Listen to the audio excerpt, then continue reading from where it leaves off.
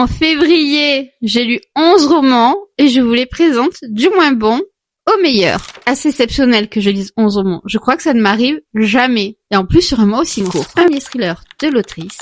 C'était haletant et prenant.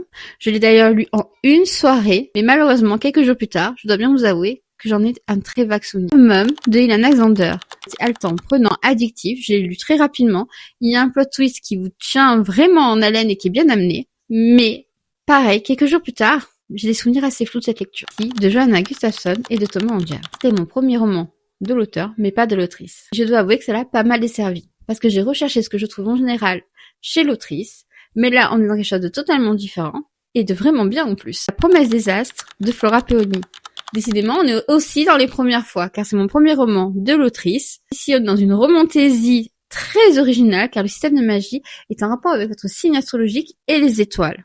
J'ai adoré la romance, j'ai adoré la magie, mais j'aurais voulu peut-être en avoir un peu plus justement sur l'univers. J'ai enfin compris pourquoi vous aimez les dark romances.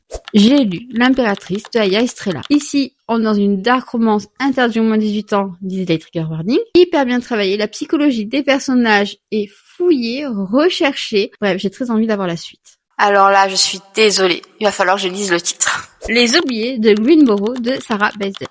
Là, la limite a été hyper floue entre réalité et fantastique. Tout du long, je ne savais pas où me positionner et j'ai adoré ça. Ne serions-nous pas sur la saga qui m'a tenue en haleine tous 2 mois? Je parle bien de Windy City. Autant j'avais eu pas mal de soucis avec le tome 1 si vous avez suivi mes péripéties, mais autant le tome 2, on rentre dessus dans le vif du sujet. Et maintenant, j'ai très envie d'avoir le tome 3, Anathema, de Kirilek. Je regrette qu'on n'ait pas assez vu sur les réseaux, car c'est une romantaisie gothique, hyper noire, dans la première partie.